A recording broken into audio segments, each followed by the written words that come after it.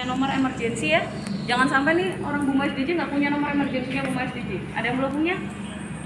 Punya semua lah ya Pak ya. Jadi itu disimpan di HP masing-masing Bapak. Ketika ada kondisi emergency tersebut boleh dihubungi. Bagaimana cara pelaporannya? Sebutkan dulu kodenya emergency gitu ya 3 kali. Kemudian minimal sebutkan 2 dulu nih, nama dan lokasinya. Sebutkan itu di awal. Karena khawatirnya ketika nanti ternyata di Tambang komunikasinya jelek, terputus dan lain sebagainya, paling nggak kita udah nggak bingung nih Pak, siapa Bapak yang melapor dan lokasinya ada di mana. Tapi kalau lebih lengkap lagi, komunikasinya lancar tuh lebih bagus lagi ya. Disebutkan kejadiannya apa, kronologinya gitu ya. Kemudian korbannya ada berapa, atau mungkin siapa korbannya, kalau kenal gitu ya Pak ya. Dan juga korbannya ini butuh bantuan apa, itu juga penting. Jadi harapannya teman-teman emergency ini datang ke lokasi, ke TKP bukan cuma cepat tapi juga tepat ketika memberi bantuan.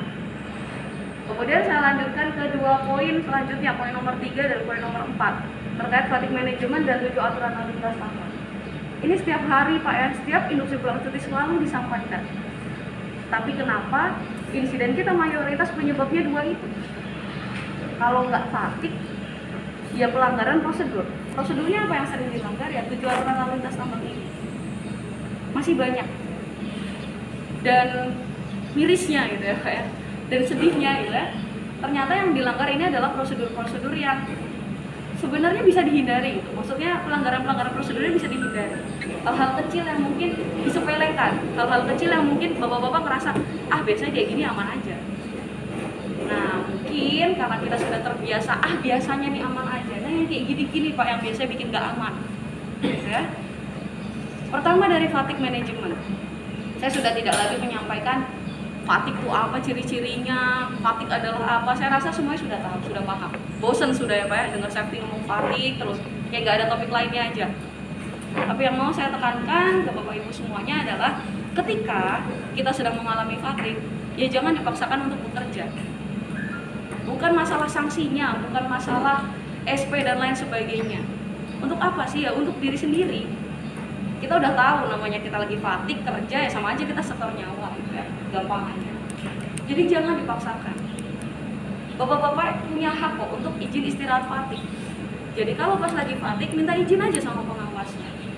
Gunakan hak izin istirahat fatigue-nya sebijak mungkin. Sebijak mungkin maksudnya gimana ya, digunakan ketika perlu, ketika memang sedang mengalami fatigue. Dan fatigue itu nggak cuma fisik ya, nggak cuma ketika ngantuk. Ketika Bapak Ibu semuanya ada yang mengalami permasalahan mungkin dan nggak bisa fokus bekerja, itu juga termasuk dalam fatigue. Kalau mau diselesaikan dulu permasalahannya, mungkin mau nelpon atau mau pulang ke rumah, mau silakan, tinggal izin aja sama pengawasnya. Jangan sampai dipaksakan untuk bekerja dalam kondisi fatigue. Ingat, kerja dalam kondisi fatigue itu sama aja setor nyawa gitu ya Pak ya. Itu yang silakan ditanamkan di diri masing-masing. Kemudian terkait 7 aturan lalu lintas tambang. Ini juga harusnya prosedur yang memang sudah bukan lagi prosedur, karena nggak bukan lagi prosedur juga. Harusnya sudah jadi kebiasaan nih ketika Bapak Ibu mau mengendarai kendaraan unit itu udah otomatis gitu, harusnya settingannya gitu. P2H dulu, kemudian ketika masuk habis itu pakai seat belt dan lain sebagainya, jarak, kecepatan, ketika breakdown seperti apa, komunikasinya seperti apa. Harusnya itu sudah menjadi kegiatan sehari-hari lagi, sudah jadi kebiasaan.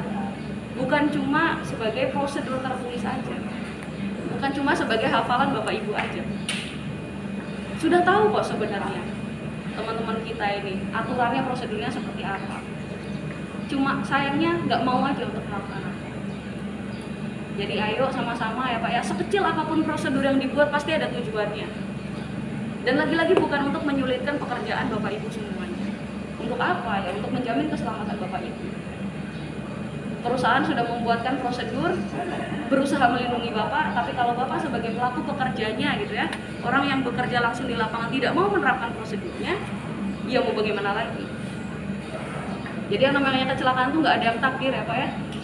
Semua itu tergantung dengan kemauan kita seperti apa. Sudah ada alat bantunya, sudah ada prosedurnya, pilihannya tinggal di kita, mau apa enggak untuk melaksanakan prosedur.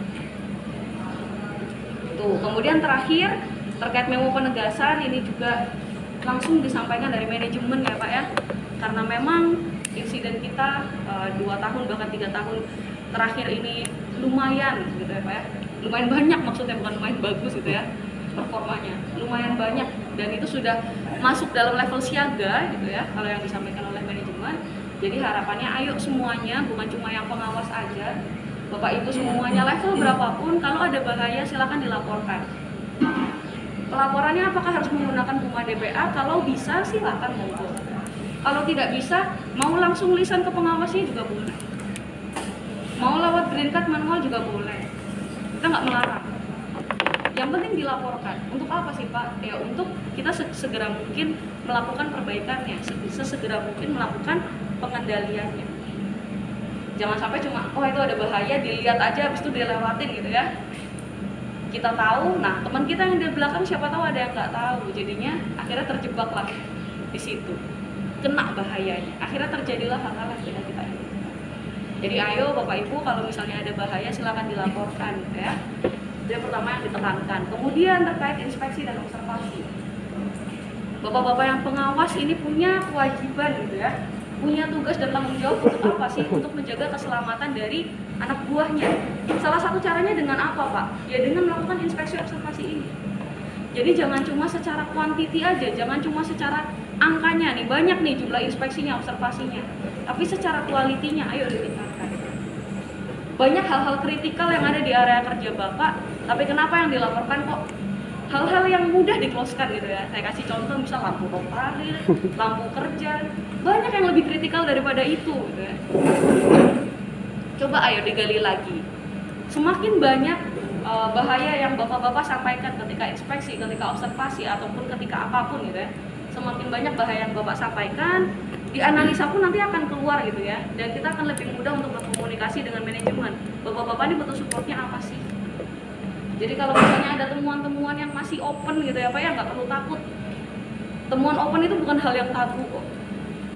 Jadi nggak perlu takut untuk melaporkan hal-hal yang bersifat kritikal dan tidak mudah di-close-kan gitu ya. Itu salah satu bentuk peningkatan kualitas dari inspeksi dan observasi Bapak. Jadi ayo sama-sama, jangan cuma hal-hal kecil yang dilaporkan gitu ya, banyak hal kritikal lain.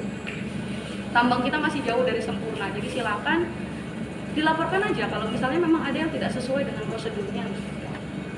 Untuk kita perbaiki bareng-bareng, bukan untuk memberikan sanksi atau apa dan lain sebagainya. Untuk kita perbaiki bareng, harapannya begitu. Mungkin sampai sini ada yang mau ditanyakan, Bapak Ibu? Ya, saya mau tanyakan ya terkait tadi observasi yang teman-teman juga buat di PA. Kita di lapangan banyak pengeluhan dari teman-teman operatornya, baik dari OB maupun